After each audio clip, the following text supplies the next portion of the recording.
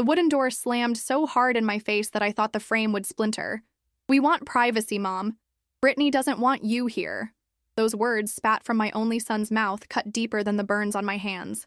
I stood there, ash still clinging to my clothes, the smell of smoke embedded in my hair as tears welled in my eyes. Just hours earlier, I had watched helplessly as flames devoured the small rental home I'd called mine for the past 15 years. Everything I owned, photos, keepsakes, the quilt my grandmother had made, all gone in a blaze that the firefighters said started from faulty wiring in the kitchen wall. With nowhere to go and nothing but a hastily packed overnight bag, I had come to the one place I thought would never turn me away. My son Caleb's home, the very same house I had helped him buy with my life savings 3 years ago. But instead of finding comfort, I found betrayal. Behind him, I could see Brittany, his girlfriend of 8 months, smirking as if my misfortune was somehow a personal victory for her. The living room behind them was littered with beer bottles and pizza boxes, the remnants of what appeared to be an impromptu party. "Caleb, please!"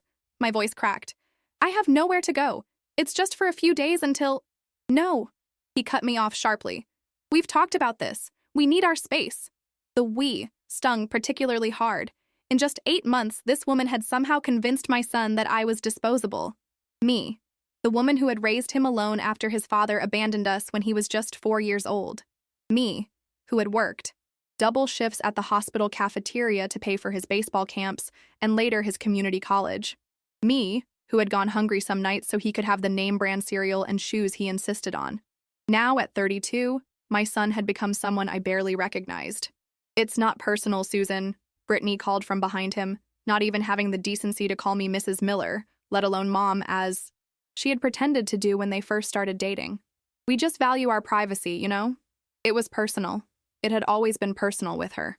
From the moment Caleb brought her home, something in her eyes told me she saw me as competition rather than family. I took a step back, dignity fighting to surface through my shock. "I understand," I said, though I didn't. How could I possibly understand why my own flesh and blood would turn me away in my darkest hour? Caleb's face softened for just a moment, a flicker of the boy I once knew, before hardening again as Brittany placed her hand on his shoulder. "Call one of your friends, Mom, or a shelter. I'm sure they can help." My friends. The few I had were either working night shifts or had families of their own to manage. And a shelter? The thought alone made me sick to my stomach. Not because I was too proud, but because I never imagined hearing such a suggestion from my own son's mouth. "Goodbye, Mom," he said firmly, and the door closed. Not with a slam this time, but with a soft, final click that somehow hurt even more. I stood there for what felt like hours, but was probably only minutes. The night air was chilly for Austin in April, or maybe it was just the coldness in my heart spreading outward. From inside, I could hear laughter resuming. My tragedy was already forgotten. I walked slowly down the porch steps, each one feeling like a mountain to climb. At the bottom, I turned and looked back at the house that held so many of my sacrifices. The new roof I had helped pay for, the backyard where I had planted rose bushes last spring while Caleb complained about how they'd attract bees, the driveway where I had taught him to ride a bike, his small hands gripping the handlebars as I promised I wouldn't let go until he was ready. Mrs. Martinez, Caleb's elderly neighbor, was out on her porch, rocking silently. Our eyes met briefly, hers filled with pity, mine with humiliation. I looked away quickly and pulled my phone from my bag. Who could I call? My coworkers would help, but most lived in small apartments with families of their own. My sister lived in Oregon and hadn't spoken to me in years after a disagreement over our parents' care before they passed. My friends, well, motherhood had isolated me more than I cared to admit. Between work and raising Caleb, I hadn't nurtured many deep friendships. I scrolled through my contacts desperately, each name a reminder of how small my world had become. And then, almost at the bottom, a name I hadn't thought about in years. Thomas Bennett. Tom, my high school sweetheart. The boy who had promised me forever before life pulled us in different directions. He had moved to Houston after graduation to pursue business opportunities while I stayed in Austin, pregnant with Caleb, married to a man who would leave before our son could form memories of him. Tom and I had reconnected briefly on social media about 5 years ago, just enough to exchange numbers and a few polite messages about how well we both seemed to be doing. I had lied, of course. I wasn't doing well. I was surviving, which isn't the same thing. I remembered seeing photos of him, successful, distinguished, standing beside luxury cars and in front of impressive buildings that bore his company's name. Tom Bennett had become someone while I had simply endured. My thumb hovered over his name. It was nearly 10 p.m. It had been years since we'd spoken. He probably wouldn't even remember me, let alone want to help, but I had nowhere else to turn. With trembling fingers, I pressed the call button, already rehearsing the apology I would offer when his voicemail picked up, but he answered on the second ring. Susan? His voice was deeper than I remembered, but still unmistakably Tom. Is everything all right? The genuine concern in those 3 words broke something inside me. I had been holding myself together by threads, and suddenly those threads snapped. No, I managed, my voice barely a whisper. No, Tom. Nothing is all right. I'm coming to get you, Tom said without hesitation. Where are you? I stood beneath the streetlight in front of Caleb's house, the words catching in my throat. How do you tell someone you haven't spoken to in years that your own son just threw you out like yesterday's garbage? Susan? Are you there? The concern in his voice deepened. I'm outside my son's house, I finally answered, voice trembling. On Willow Creek Drive, number 327. Don't move. I'll be there in 20 minutes. Tom, it's late and you're probably busy. 20 minutes, Susan. Less if traffic permits. The call ended, and I was left wondering if I had just made a terrible mistake. What was I thinking, calling Tom Bennett after all these years? He was probably married with children of his own. He probably lived in some mansion in Houston's elite neighborhoods. Why would he drop everything to help me? Yet something in his voice had been so certain, so decisive. It reminded me of the boy who had once promised to love me forever. The same boy who wrote me poetry and planned our future on napkins at the diner where we both worked after school. I sat on the curb, clutching my overnight bag, trying not to look back at the house. From inside, the bass of music had started thumping, a celebration in the wake of my devastation. I checked my watch. 10 minutes had passed. I pulled out my phone and searched for nearby motels. Even the cheapest was more than I could afford with what little emergency savings I had left. A car slowed on the street, and my heart jumped, but it was just a neighbor returning home. They glanced curiously at me before pulling into their driveway. More eyes, more judgment, more shame. I was about to give up and start walking toward the bus stop, though I knew the last bus had already come and gone, when I heard it, the low purr of a luxury engine approaching. A sleek black car, some European make that, cost more than I earned in years, pulled up smoothly to the curb. The driver's door opened, and out stepped Tom Bennett. Time had been kind to him. His dark hair was now threaded with distinguished silver at the temples, and the lean boy I once knew had filled out into a man of confidence and presence. He wore a tailored suit that even I could tell was expensive, though the tie was loosened as if he'd been in the middle of unwinding after a long day. Susan, he said simply, his eyes taking in my disheveled appearance, the small bag at my feet, the remnants of ash still visible on my clothes.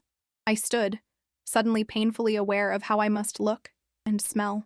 The smoke from the fire clung to every fiber of my being. I'm sorry to bother you, I began, the rehearsed words tumbling out. I didn't know who else to call. There was a fire at my house, and He closed the distance between us in 3 long strides, and without warning or hesitation pulled me into a hug. It wasn't romantic or presumptuous. It was the embrace of someone who understood that sometimes words aren't enough. Against the expensive fabric of his suit jacket, I finally let go. The tears I'd been fighting streamed down my face as sobs racked my body. Tom simply held me, one hand gently stroking my hair, saying nothing because nothing needed to be said. When I finally pulled back, embarrassed by my breakdown, Tom's eyes were fixed not on me, but on Caleb's house. The music was even louder now, and through the window, shadows moved in what appeared to be a small party. Is that where your son lives? He asked, his voice dangerously quiet. I nodded, wiping my tears with the back of my hand.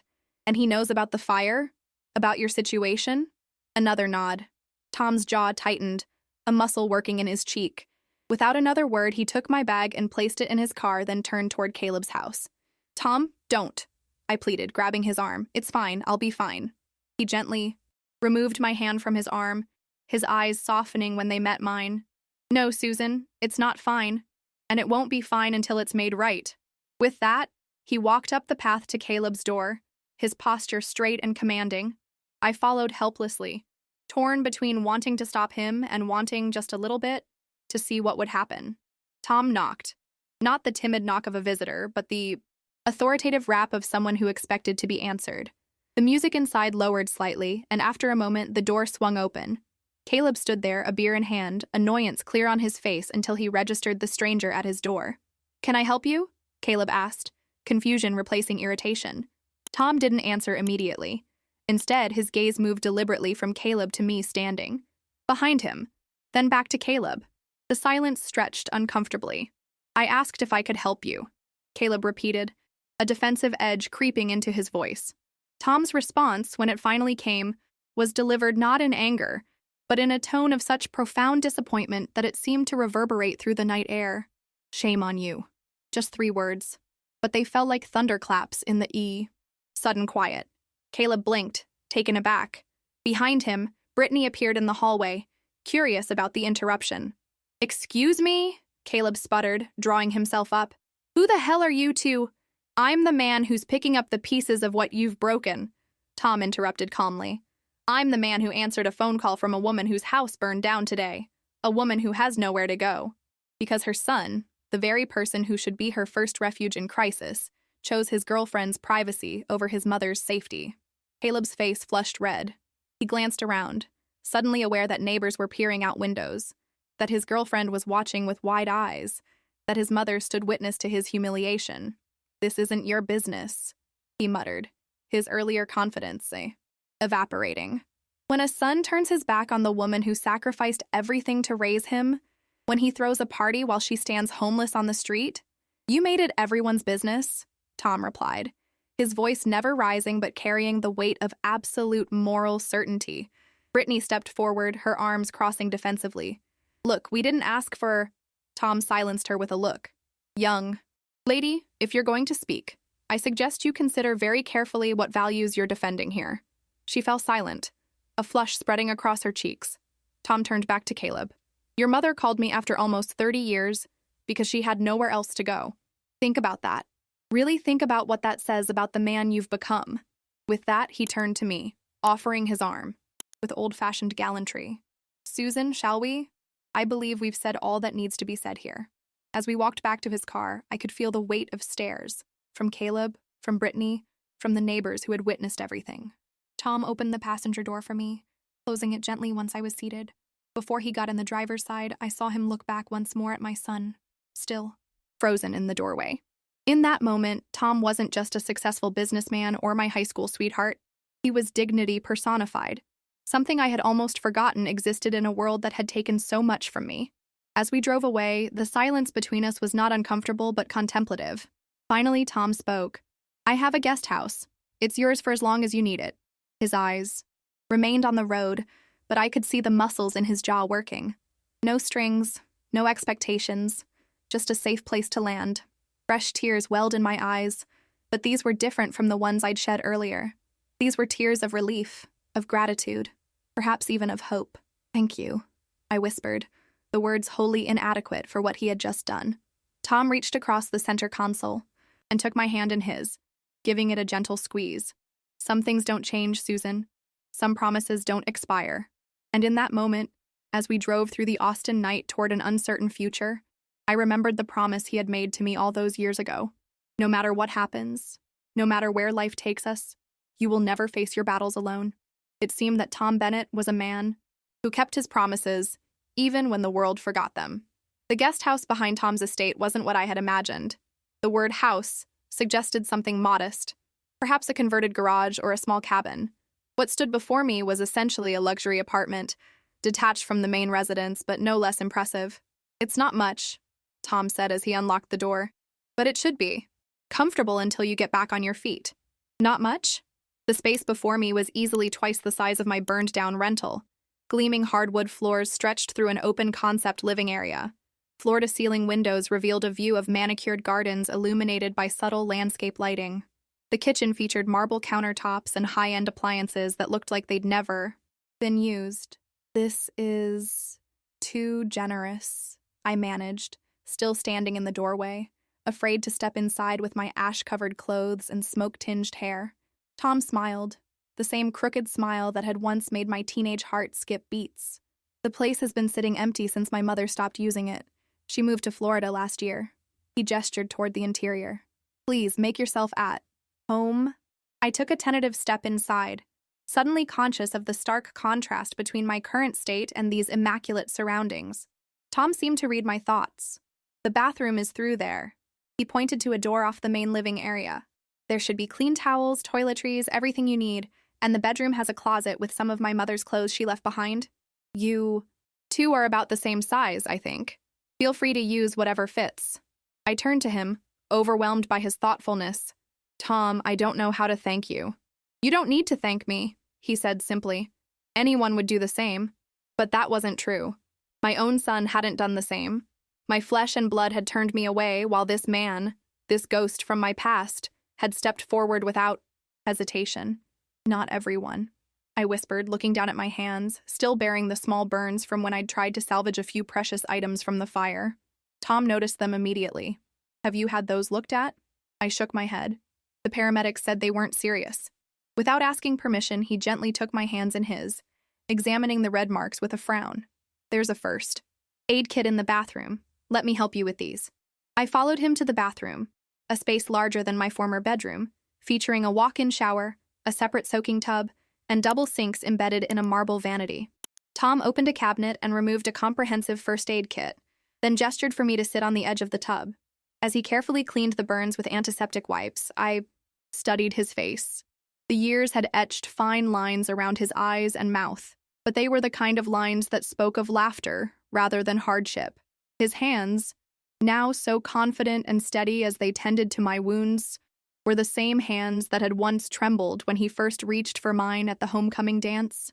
You're staring, he said without looking up, a small smile playing at the corners of his mouth. I felt a blush rise to my cheeks. Sorry, I was just remembering. Good memories, I hope. The best, I admitted softly. He finished applying antibiotic ointment and wrapped my burns in light gauze. There. Not as good as a doctor would do, but it should help. You've had practice, I observed. Tom's smile faltered slightly. My wife, before she passed, she was ill. For a long time, I learned a few things. The revelation hit me like a physical blow. Of course he'd been married. A man like Tom, kind, successful, handsome, wouldn't have remained single all these years. And now I understood why he lived alone in this big house, why there was a melancholy that occasionally shadowed his eyes. I'm so sorry, I said, meaning it. I didn't know. It's been 5 years, he replied, putting away the first aid supplies. Caroline would have liked you. She was always telling me I needed more people in my life who knew the real me, not just the businessman everyone sees. I wasn't sure how to respond to that. The thought of Tom's life, his marriage, his loss, his success, all happening parallel to my own struggles seemed surreal.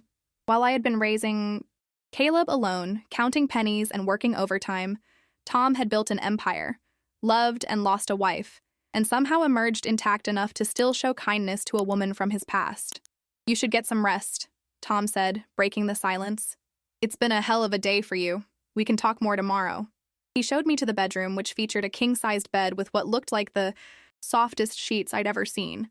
The closet, as promised, contained a selection of women's clothing, casual pieces, nothing too formal, all of them appearing practically new. I'll leave you to settle in, Tom said, pausing at the bedroom door. There's food in the fridge and the kitchen is stocked with basics. Help yourself to anything. Oh, and there's a house phone by the bed if you need to reach me. Just dial 0. It rings directly to the main house.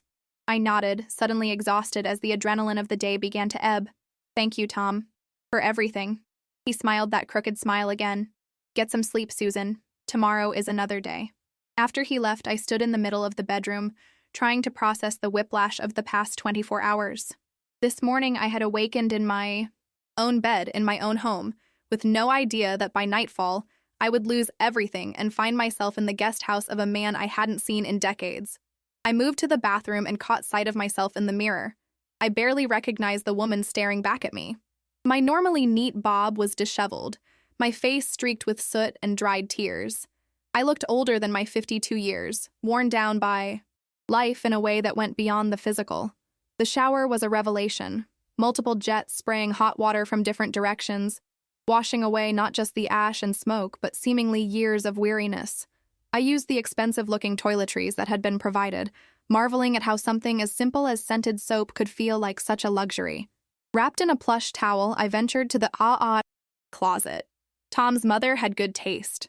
Classic pieces in neutral colors that looked timeless rather than dated. I selected a pair of soft pajamas that felt like butter against my skin and climbed into the bed that enveloped me like a cloud. Despite my exhaustion, sleep eluded me. Every time I closed my eyes, I saw Caleb's face as he shut the door against me. I heard Brittany's dismissive voice. "It's not personal, Susan." I smelled the acrid smoke of my burning home, felt the helplessness as firefighters told me there was nothing left to save. And then, interwoven with these painful images, came newer ones. Tom stepping out of his car, Tom confronting Caleb with those 3 powerful words, Tom tending to my burns with such gentle care. I must have dozed off eventually because I awakened to sunlight streaming through gauzy curtains. For a moment, I was disoriented, unsure where I was or how I had gotten there. Then reality crashed back in. The fire, Caleb's rejection, Tom's rescue. I rose and dressed in borrowed clothes, simple jeans and a light sweater that fit surprisingly well. In the kitchen, I found coffee already made, a note propped beside it in masculine handwriting. Had to. Head into the office. Help yourself to breakfast. My assistant left some paperwork on the counter regarding emergency funds for fire victims. Take all the time you need. Tom. Beside the note sat a leather portfolio containing information about local resources for fire victims, insurance claim processes, and a business card for Tom's personal attorney with a handwritten note. James will help with any legal matters. No charge. He owes me favors. As I sipped the coffee, rich and perfect, of course, I gazed out at the gardens surrounding the guest house. In the daylight, I could see that Tom's property was even more impressive than I'd realized last night.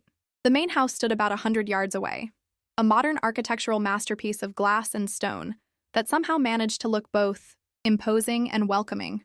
Between sips of coffee, a question nagged at me. What now? My house was gone. My son had rejected me. I had a job to return to. The hospital cafeteria wouldn't run itself. But beyond that, what was left of the life I had built? The phone rang, startling me from my thoughts. I hesitated before answering. Hello? Mom? Caleb's voice. Smaller somehow than it had been yesterday. My heart constricted. Caleb. Are you okay? Where are you staying? I glanced around at the luxury surrounding me. I'm safe. I have a place to stay. A pause. That man who came last night? Who is he? An old friend, I said simply, unwilling to share more. Tom wasn't a weapon I would use against my son, even now. Brittany and I talked, and we think maybe we overreacted. His voice lacked conviction. I could almost hear Brittany coaching him in the background. Did you? I kept my tone neutral. Yeah, I mean, if you still need a place to stay, maybe we could... I don't, I interrupted, surprising myself with my firmness. But thank you for the offer. Another pause, longer this time. Mom, I'm sorry, I was a jerk. I didn't mean... Yes, you did. I said softly. You meant every word, Caleb. And that's something we're going to have to deal with. But not today. I need some time. But I love you, Caleb. That hasn't changed. But right now, I need to focus on rebuilding my life. When I'm ready, we'll talk. I hung up before he could respond, my hand trembling slightly. It was the first time in my life I had ever denied my son anything he asked for, even if what he was asking for now was simply absolution without accountability. Outside, birds were singing in the gardens. The sun had risen higher, bathing the guest house in warm light.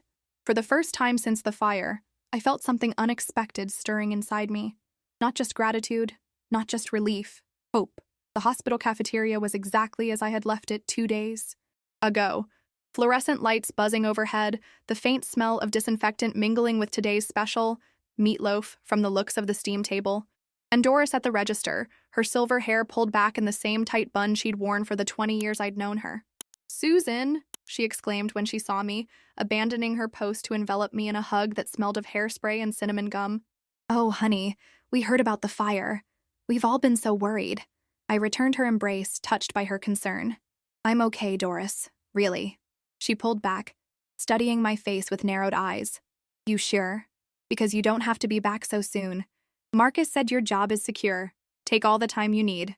Marcus was the food service director, a kind man who had always treated his staff with respect. I appreciate that, but I need the routine, I explained. And honestly, I could use the distraction. Doris nodded, understanding in her eyes. Well, you just let me know if it gets to be too much. We're all here for you, honey. I thanked her and headed to the locker room to change into my uniform. As I tied my apron, I caught a glimpse of myself in the small mirror inside my locker. Door. The woman looking back seemed different somehow. Still me, but with a newfound resolve in her eyes. The morning passed in a blur of familiar tasks. Prepping salads, refilling coffee urns, smiling at the doctors and nurses who came through the line. Many stopped to express sympathy about the fire. News traveled fast in a hospital. I accepted their kind words gratefully but deflected questions. About where I was staying. Somehow, explaining Tom felt too private, too complicated. During my lunch break, I sat in the small courtyard outside the cafeteria, enjoying a rare moment of spring sunshine. My phone buzzed with a text message. Hope your first day back is going well. Dinner tonight? I can pick you up after work. Tom. I smiled, my fingers hovering over the keyboard. We had barely, spoken since that first night, both of us busy with our respective responsibilities. I had seen him in passing as I left for work this morning, him in a tailored suit heading to his car, me in my cafeteria uniform waiting for the Uber he had insisted on ordering for me. I'd like that, I replied. I finish at 5. His response came almost immediately. I'll be there. Don't worry about dressing up, just, casual. I slipped my phone back into my pocket, aware of the small flutter in my stomach. It wasn't a date. Of course not. Just dinner between old friends, one of whom happened to be providing shelter to the other. Still, I couldn't deny the anticipation I felt. When I returned to the cafeteria, Doris was waiting with a knowing smile. You look happier than you did this morning. I busied myself, arranging plastic silverware. Just glad to be back. She hummed, unconvinced. And that smile has nothing to do with whoever just texted you? I felt a blush creep up my neck. It's not what you think. Honey, at our age, it's never what people think, Doris chuckled. But whatever, or whoever it is, I'm glad to see it. You deserve some happiness after everything. The afternoon dragged, the clock seemingly frozen every time I checked it. I found myself wondering what Tom did all day in his executive office. How different his world must be from mine with its industrial-sized dishwashers and bulk food orders. Did he think about these differences? Did they matter to him? At precisely 5, I clocked out and changed back into my borrowed clothes. Dark jeans and a simple blouse I had found in the closet. I applied a touch of lipstick I had purchased during my lunch break yesterday, then stepped outside. Tom was waiting, leaning against his car, looking more relaxed in khakis and a light blue button-down with the sleeves rolled up. When he saw me, his face lit up with a smile that made him look years younger. Right on time, he said, opening the passenger door for me. Punctuality is the virtue of the bored, I quipped, an echo of something he used to say in high school when I teased him about always being early to pick me up. His eyes widened in surprise, then crinkled with laughter. You remember that? I remember a lot of things, I admitted as I slid into the car. Dinner was at a small Italian restaurant tucked away on a side street. The kind of place tourists never find, but locals treasure. The owner greeted Tom by name and led us to a corner table partially concealed by a trellis covered in fairy lights. You come here often? I asked as we settled in. It was Caroline's favorite, Tom replied, a flicker of sadness passing over his features before he smiled again. They make the best risotto in Austin. We ordered wine, a rich red that Tom selected with casual expertise, and fell into conversation that flowed as easily as if the decades between us had never existed. He told me about his business, commercial real estate development, focused increasingly on sustainable buildings. I shared stories from the hospital, the doctors who couldn't function without their morning coffee, the night shift nurses who adopted me as their unofficial therapist. You've built a good life, Susan, Tom said as our entrees arrived. Different than what we planned back in high school, but good. I thought about my burned-down home, my estranged son, my job that barely paid the bills, some parts better than others. I meant, he clarified, reaching across to touch my hand briefly, you've built meaning, connection, purpose. That's more than many people with 10 times your resources ever manage. The compliment warmed me, especially coming from someone who had achieved so much in conventional terms. And you? Is your life what you imagined? Tom's eyes grew distant. Parts of it. The business, sure. I always knew what I wanted there. He twirled pasta around his fork. Other parts? No.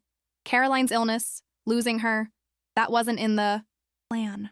And we never had children. Something we both regretted. I'm sorry, I said, meaning it deeply.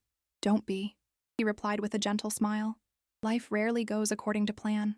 The question is what we build from what we're given. We lingered over tiramisu and coffee, sharing memories of our high school days, some that made us laugh, others that carried the bittersweet tang of paths not taken.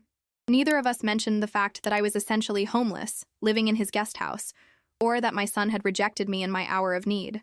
Those realities hovered at the edges of our evening, but never intruded. As we drove back to his estate, a comfortable silence fell between us. I watched the neighborhoods change, from urban grit to manicured affluence, and thought about the strange turns life takes. Penny for your thoughts, Tom said, glancing over at me. I was just thinking about parallel lives, I replied honestly. How we start in the same place but end up in such different ones. He nodded, his eyes returning to the road. Different, yes, but maybe not as different as they appear. Tom, you live in a mansion. I served mashed potatoes to surgical residents today. His laugh was warm, without a trace of condescension. And yet here we are, having dinner together, still able to make each other laugh after all this time. Some things transcend circumstances, Susan. We pulled up to his estate, the security gate swinging open automatically. The main house was lit up, warm light spilling from its many windows. The guest house, my temporary sanctuary, sat in peaceful darkness, waiting. Tom walked me to the door, old-fashioned manners on display once again. As I fumbled with the key, our eyes met in the soft porch light. Thank you for dinner, I said, suddenly shy in a way I hadn't been all evening. Thank you for the company, he replied. It's been a long time since I enjoyed a meal that much. For a moment, I thought he might lean in to kiss me. A thought that both thrilled and terrified me. Instead, he squeezed my hand gently. Good night, Susan. Good night, Tom. Inside, I leaned against the closed door, my heart racing like a teenager's after a first date. But this wasn't a date, I reminded myself. This was just, what? Kindness from an old friend? The beginning of something new? Or simply a pleasant interlude in the ongoing disaster that was currently my life? My phone buzzed with a text message. Caleb again. Mom, we need to talk. Please. Brittany feels terrible about what happened. I stared at the screen, noting that he put Brittany's feelings before his own, that he still hadn't directly apologized for his own actions. Something had shifted in me since that night on his doorstep. The Susan who would have immediately rushed to soothe. His conscience, to make things easier for him, seemed like a stranger now. I typed a response. I'm not ready yet, Caleb. I'll let you know when I am. Then I turned off the phone, kicked off my shoes, and curled up on the sofa, hugging a pillow to my chest as I replayed the evening with Tom in my mind. For the first time in years, perhaps decades, I fell asleep thinking not about my son's needs or my financial worries, but about the possibility that at 52, life might still hold surprises that weren't disasters. That night, I dreamt not of fire or loss, but of fairy lights and red wine, of laughter and second chances. A week passed, then two. Life settled into a strange new rhythm, working at the hospital during the day, returning to Tom's guest house in the evenings. Sometimes Tom and I would have dinner together, either at restaurants around Austin or simple meals we prepared in his gourmet kitchen.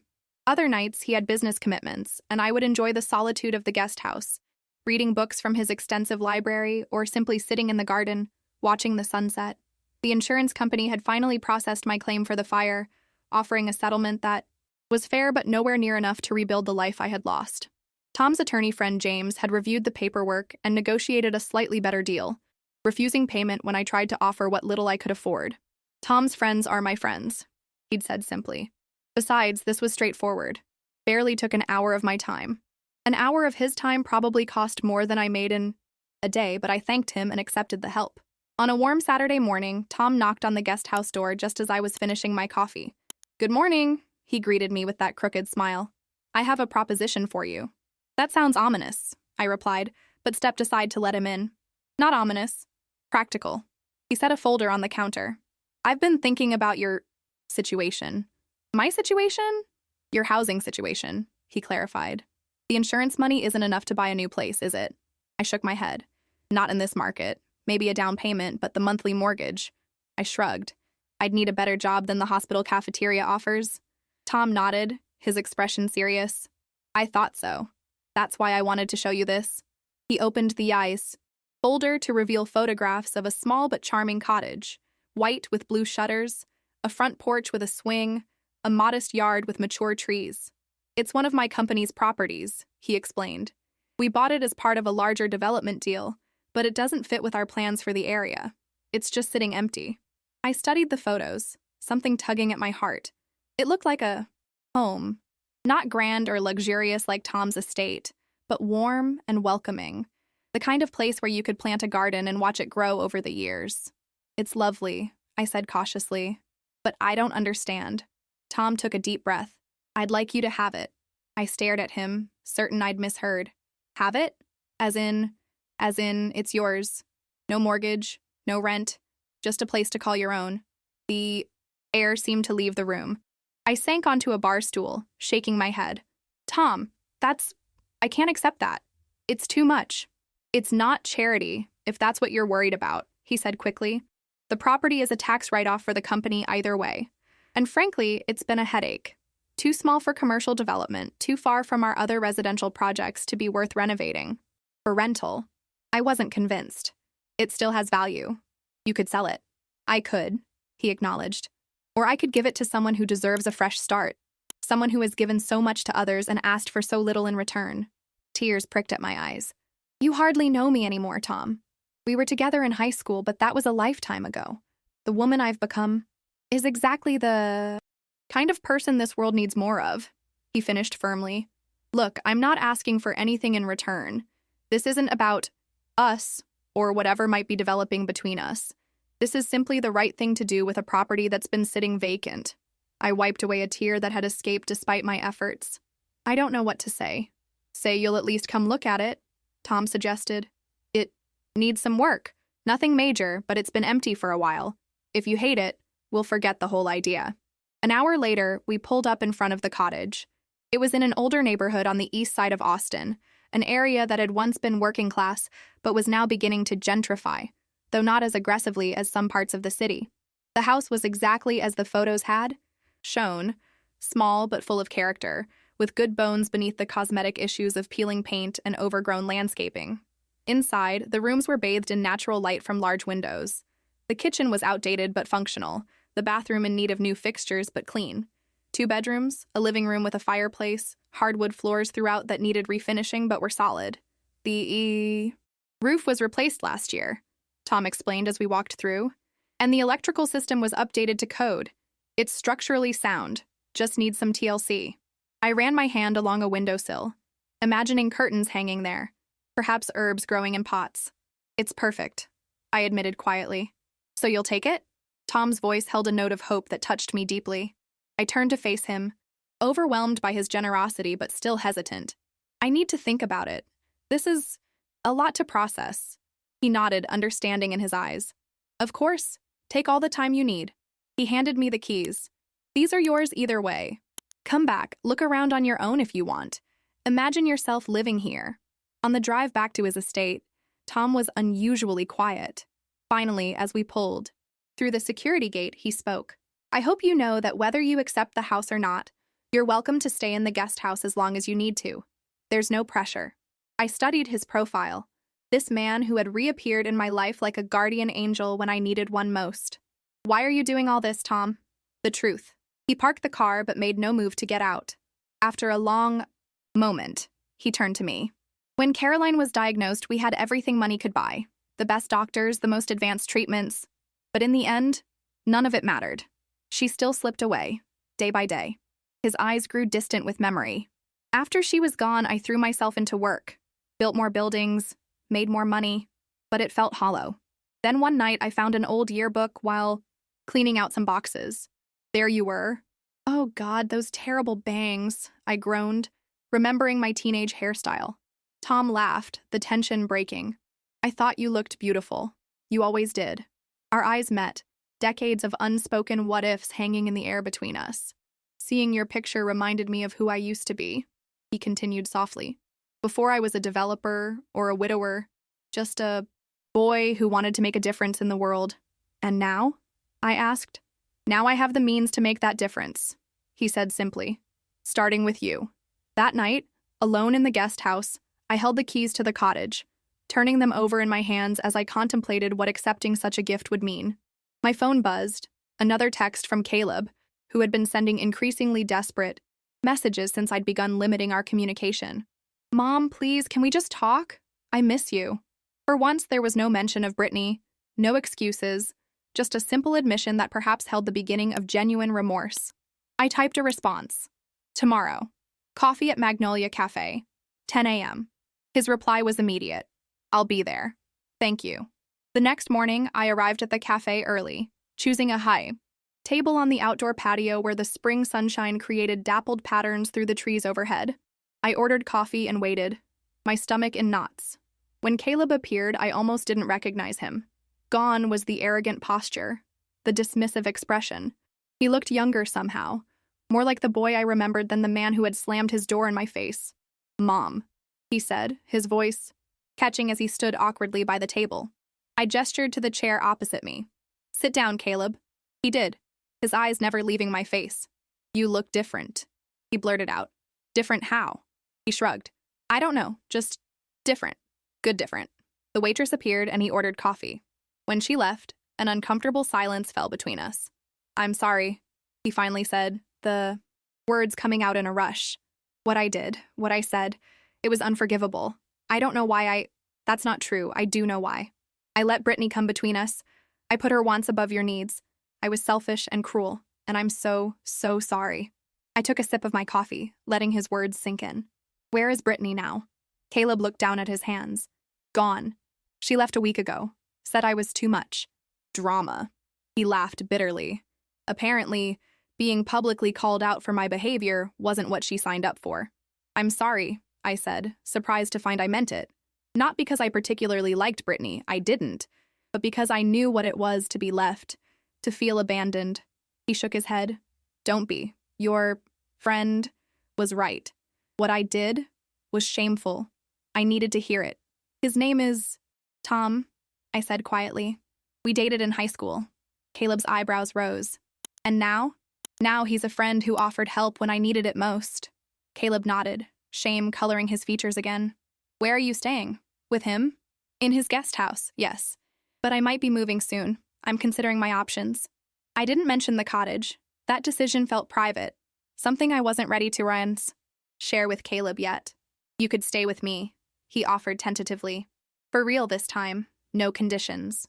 I reached across the table and took his hand. Thank you for that. But I think we both need some space right now, to figure out who we are to each other as adults. His face fell, but he nodded in understanding. Will you at least let me help with whatever you need? Moving, finances, anything? When I'm ready, yes, I promised. Right now, what I need most is for you to understand something. I love you, Caleb. That will never change. But our relationship has to change. I can't be the mother who sacrifices everything anymore, who exists only to make your life easier. Tears welled in his eyes. I never meant to make you feel that way. I know, I said gently. But intentions and impact are different things. What matters now is where we go from here. We talked for 2 hours, longer than we had in years. Not just about the night of the fire, but about the patterns that had developed between us over time. How I had enabled his selfishness by always putting his needs first. How he had come to expect it as his due. It was painful but necessary, like lancing a wound to let the infection drain. When we finally parted, Caleb hugged me tightly. I'm going to be better, Mom. I promise. We both will, I told him, returning his embrace. Walking back to my car, I felt lighter than I had in weeks. The conversation with Caleb hadn't magically fixed everything, but it had opened a door to something healthier, more balanced. My phone buzzed with a text from Tom. How did it go? I smiled and replied, better than expected. And I've made a decision about the cottage. And, came his immediate response. I'll take it. But with conditions. Name them, he wrote back. I took a deep breath and typed, I pay you back, somehow, someday. And you let me thank you properly.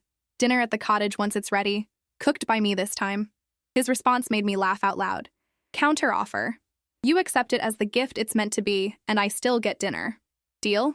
Looking up at the clear blue Texas sky, I felt something unfamiliar blossoming in my chest. Not just hope this time, but possibility. Deal, I wrote back.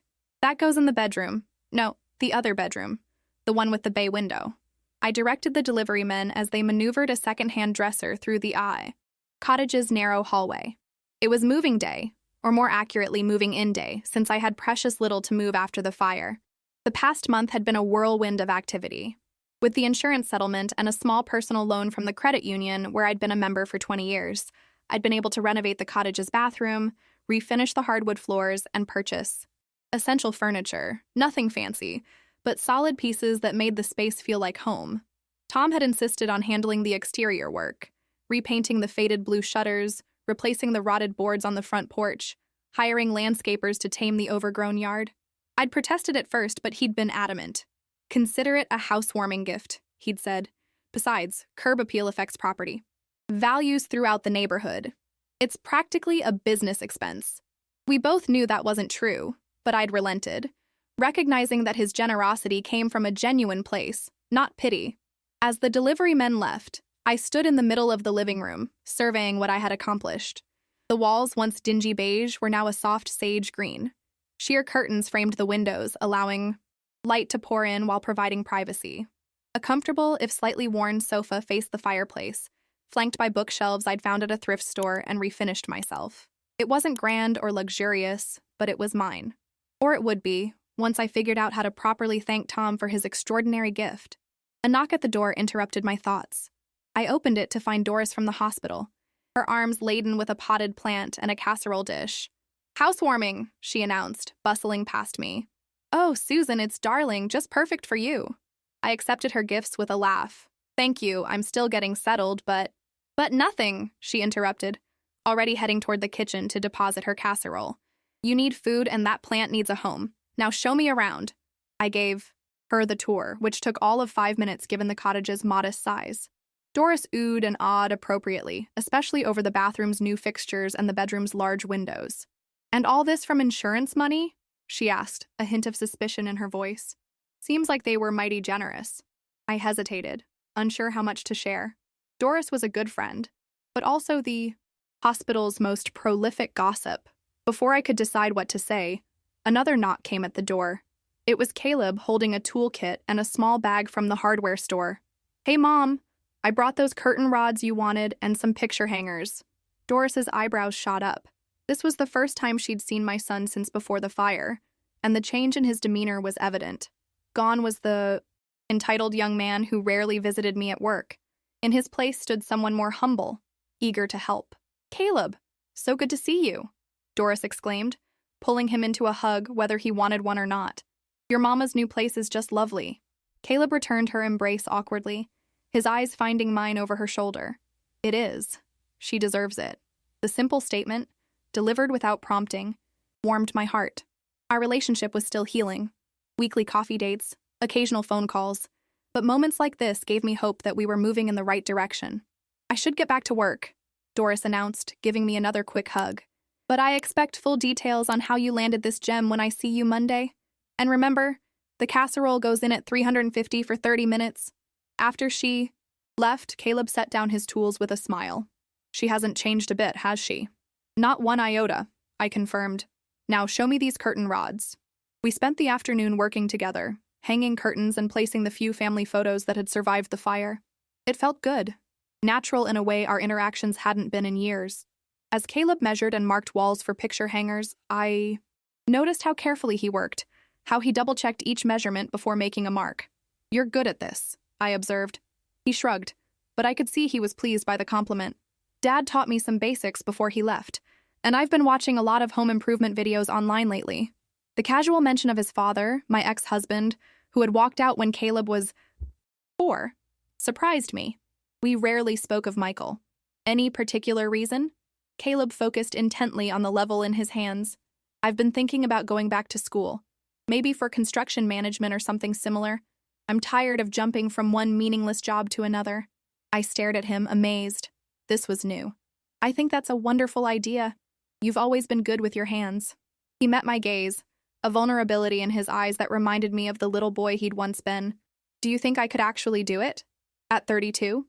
32 isn't exactly ancient. I laughed. And yes, absolutely. It's never too late to start something new. The words hung in the air between us, carrying meaning beyond Caleb's potential career change. It was never too late for us to rebuild. Our relationship either.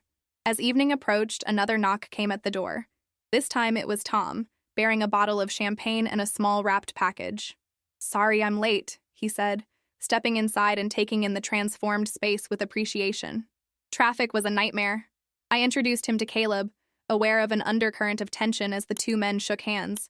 They had met only once before, that night on Caleb's doorstep, under the worst possible circumstances. "Thank you for helping my mother," Caleb said stiffly, clearly uncomfortable but making an effort. "I should have been there for her." Tom's expression softened. "What matters is that you're here now." The simple statement seemed to release something in Caleb. He nodded, the tension in his shoulders easing slightly. "I am, and I plan to stay that way." We opened the champagne, toasting to new beginnings. The conversation started awkwardly but gradually warmed, especially when Tom mentioned a construction project his company was undertaking, and Caleb asked thoughtful questions about the process. As dusk fell, Caleb glanced at his watch. "I should get going. I have an early shift tomorrow." He hugged me. "Goodbye," nodding politely to Tom. At the door, he paused. "Mom, I was thinking, maybe we could do Sunday dinners, here, now that you have a place. Nothing fancy, just regular time together." I blinked back sudden tears. "I'd like that very much." After he left, Tom and I moved to the front porch, settling onto the newly repaired swing with our champagne. The evening was mild, the street quiet, except for the occasional passing car or distant laughter from neighbors. "He seems like he's trying," Tom observed. "He is," I agreed. "We both are." Tom handed me the small package he had brought. "This is for you. A proper housewarming gift." I unwrapped it carefully to find a small wooden box, intricately carved with a pattern of roses. Inside, nestled on velvet, lay a key.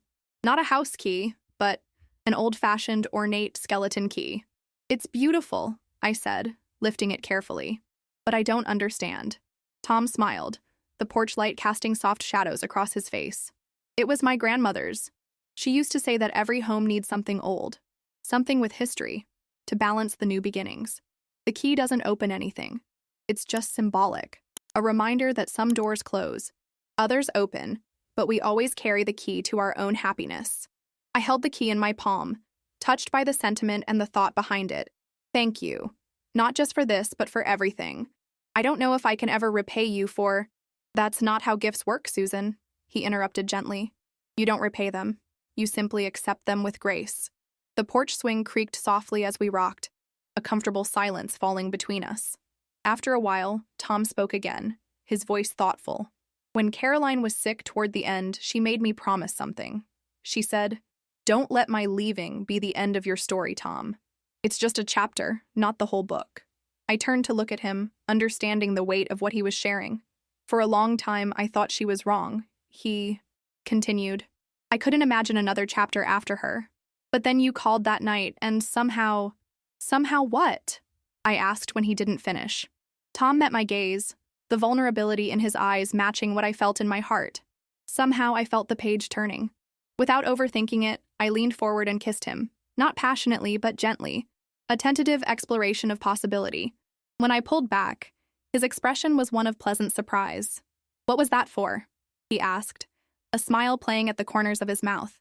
"For being the kind of man who keeps his promises," I replied, "even the ones made decades ago." He reached for my hand, his fingers intertwining with mine. Some promises are easier to keep than others. We sat there on the porch swing until the champagne was gone and the night air grew cool, talking about everything and nothing. Memories from our youth, dreams for the future, the strange and winding paths that had brought us back to each other.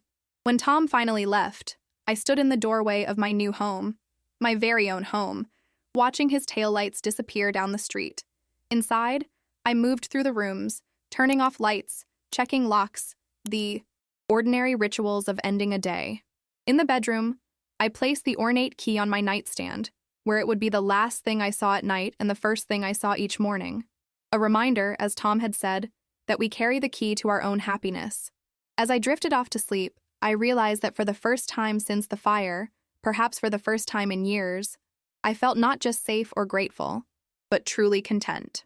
The flames had taken my possessions, but in their wake, they had cleared space for something new to grow, something stronger than what had been lost, something built not on dependency or obligation, but on choice, something that felt remarkably like freedom. 6 months passed in a blur of small moments that, woven together, created a tapestry of my new life. The cottage, transformed from a house into a home with each personal touch, herb pots lining the kitchen windowsill, quilts draped over furniture, and photographs, new ones creating fresh memories, adorning walls that had once been bare. Sunday dinners with Caleb became our sacred ritual. Sometimes he brought classmates from the construction management program he'd enrolled in at Austin Community College. Other times, it was just the two of us, cooking together in my small kitchen, rebuilding our relationship one conversation at a time. Tom and I moved forward cautiously, both of us carrying the weight of past loves and losses. We didn't rush. Dinner dates, long walks through the city, quiet evenings on my front porch. He never pressured me, never made me feel that his generosity came with expectations.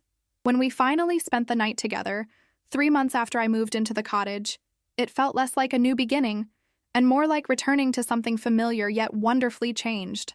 "You're thinking too loudly," Tom murmured, breaking into my reverie as we sat on my front porch, watching fireflies illuminate the early evening. October had brought a welcome respite from the Texas heat, and we were enjoying the crisp air with glasses of red wine. I smiled, leaning into his shoulder.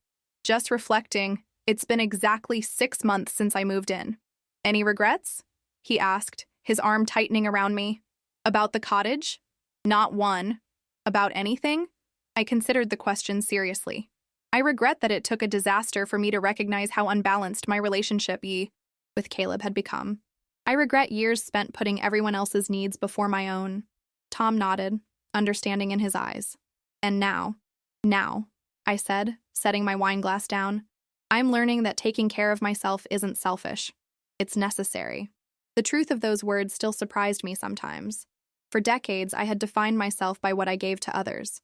To Caleb, to my patients at the hospital, to everyone except myself. The fire had burned away more than my possessions. It had incinerated the persona I had constructed of the eternally sacrificing mother, the woman who never complained, never asked for help, never put herself first. From those ashes, someone stronger had emerged. Someone who could accept help without shame. Someone who could set boundaries with love. Someone who recognized her own worth. My phone buzzed with a text message from Doris. "Don't forget, retirement party tomorrow at 4. Marcus is counting on your famous brownies." I smiled, texting back a thumbs-up emoji.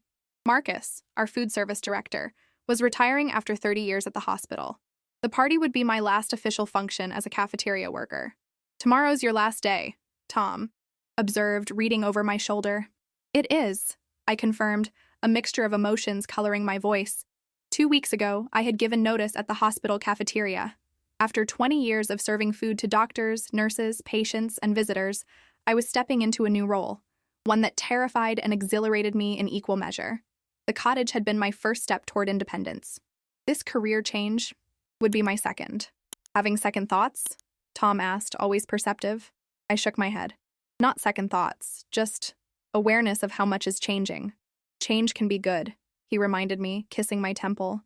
"Especially when it's change you've chosen rather than change that's forced upon you." That was the key difference. After the fire, changes had happened to me. My home destroyed.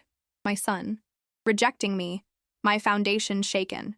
But these new changes were choices I was making deliberately, with clear eyes and full agency. The next day, I arrived at the hospital cafeteria with 2 trays of brownies and a heart full of contradictory emotions. For 2 decades, these people had been my second family. The institutional walls, the industrial kitchen, the familiar faces, all had provided structure and purpose during my hardest years as a single mother. "There she is!" Doris exclaimed when I entered the break room, now festooned with streamers and balloons for Marcus's retirement. "The woman of the hour. Well, second to Marcus, of course." I set down the brownies and accepted hugs from coworkers, many of whom had contributed to a small gift fund after the fire. They had supported me through my darkest moments, never judging, always willing to swap shifts or offer a sympathetic ear. Marcus arrived, genuinely surprised despite the poorly kept secret of his party.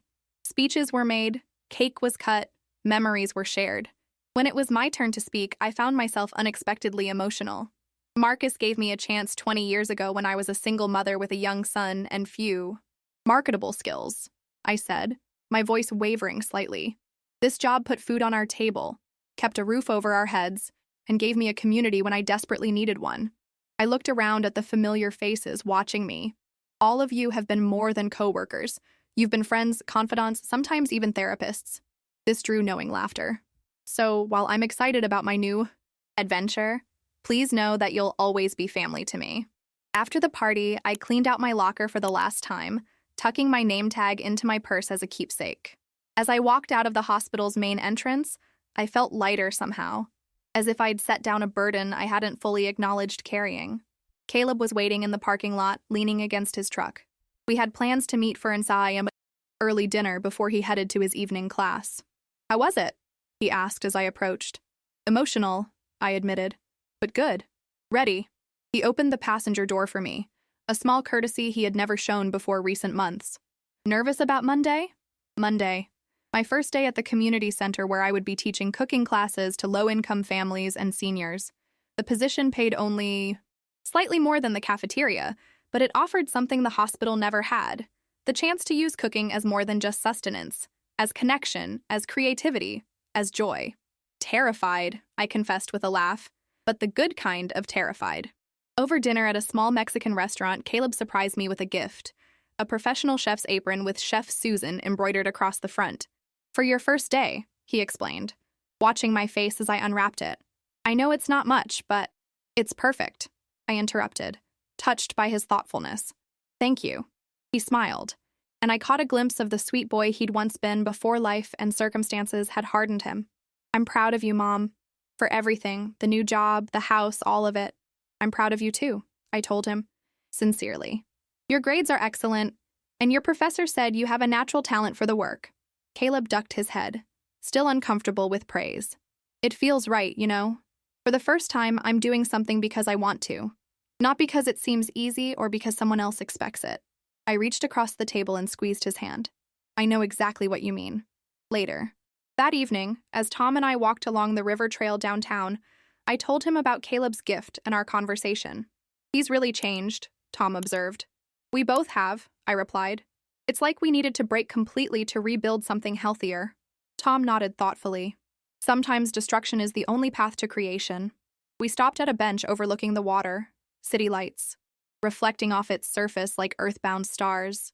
Tom seemed unusually quiet, almost nervous, so unlike his typically confident demeanor. Is everything okay? I asked, concerned. He took a deep breath. I've been thinking about something. About us. My heart stuttered.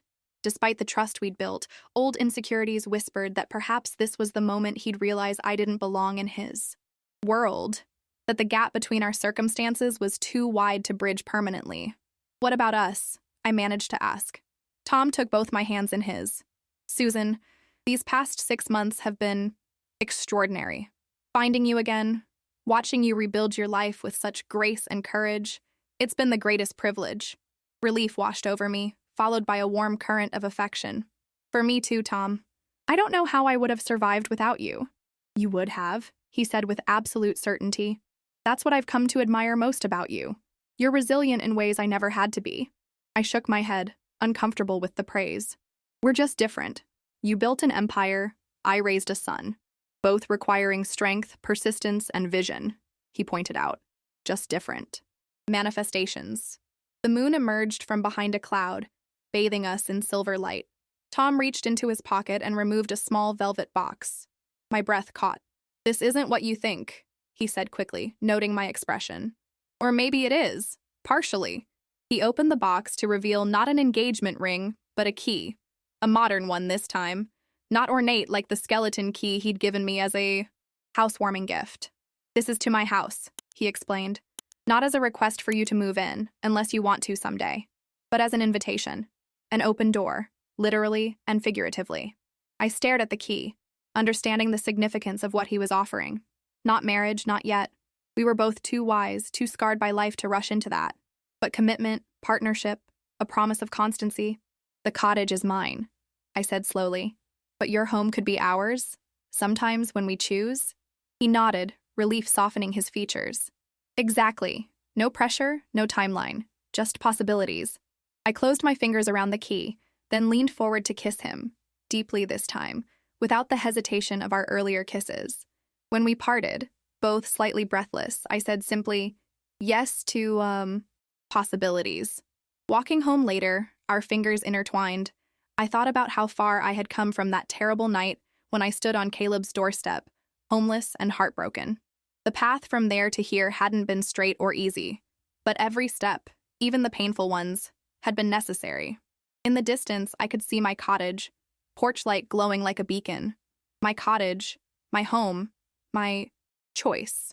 And beside me walked a man who understood that the greatest gift he could offer wasn't shelter or security, but the freedom to choose for myself. 1 year to the day after the fire that destroyed my home, I hosted a gathering at my cottage. Not a formal anniversary. There was nothing to celebrate about that terrible night, but a recognition of how far we had all come since then. The autumn evening was perfect, warm enough to set up tables in the backyard, but cool enough to be comfortable. String lights hung from tree branches, casting a gentle glow over the gathering. My small garden, planted in spring and tended through summer, provided herbs and vegetables for the feast I had prepared. Need any help? Caleb asked, poking his head into the kitchen where I was putting final touches on the appetizers. You could take these out, I suggested, handing him a platter of bruschetta topped with tomatoes from my own vines. He accepted the tray, then hesitated. Mom, before everyone gets here, I wanted to give you something. From his pocket, he produced an envelope. It's not much, but inside was a check. Not a large amount, but significant given his student budget. What's this for? I asked, confused. It's the first payment, he explained, a hint of nervousness in his voice. For the house, your house. I know it was Tom who gave it to you, but I want to contribute, to make things right. Emotion welled in my throat. Caleb, you don't have to. I do, he interrupted firmly. Not because I have to, but because I want to. Because it's the right thing. I'll never be able to fully make up for how I treated you that night, but this is a start. I studied my son's face, seeing the man he was becoming. Thoughtful, accountable, aware of the impact of his actions. Thank you, I said simply, accepting his gesture for what it was, not just financial restitution, but a symbolic healing. The doorbell rang, and soon the cottage was filled with the people who had helped rebuild my life.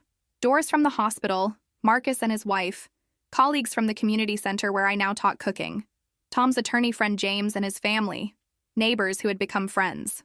Tom arrived last, having texted that a business call was running late. When he walked through the door, his eyes sought mine immediately, his smile warming when he found me. Sorry I'm late, he said, kissing my cheek. Traffic was a nightmare, I know. I finished for him, laughing. It had become a running joke between us. Austin traffic was always his excuse, even when we both knew he had simply lost track of time while working. As everyone migrated to the backyard for dinner, I took a moment to stand in my kitchen, absorbing the sounds of laughter and conversation floating through the open windows. A year ago, I couldn't have imagined this scene. Friends gathered in a home I owned, a career I loved, a relationship built on mutual respect rather than need or obligation. The fire had taken everything I owned, but it had given me something far more valuable. The chance to rebuild not just a house, but a life. One that reflected who I truly was, not just who others needed me to be. Dinner was served family style, platters passed around tables pushed together to form one long communal space. Wine flowed, stories were shared, connections strengthened. As dusk deepened into night, Caleb stood and tapped his glass for attention. I'd like to make a toast, he announced, his voice steady despite his usual discomfort with public speaking. To my mom. All eyes turned to me, and I felt a blush rise to my cheeks. A year ago, Caleb continued, my mom lost everything in a fire, and when she came to me for help, he faltered briefly. I failed her. I put my own selfish wants above her needs. A hush fell over the gathering. Most knew pieces of this story, but few knew the whole truth. But my mom, Caleb went on, his voice strengthening, she didn't let that define her. She didn't let my failure or the fire destroy her spirit. Instead, she rebuilt. Not just a home, but herself. She rediscovered her worth, her talents, her independence. He raised his glass higher. So this toast is to the strongest person I know, to second chances, to forgiveness, to becoming who we're meant to be rather than who we've always been. To my mom, to Susan, echoed around the table, glasses raised in my direction. Tears pricked at my eyes, but they were tears of fullness, not loss. When I could trust my voice, I stood as well. Thank you, I said, looking around at the faces of those who had carried me through the darkest year of my life. But this celebration isn't just about me. It's about all of you, the community that held me when I couldn't stand alone.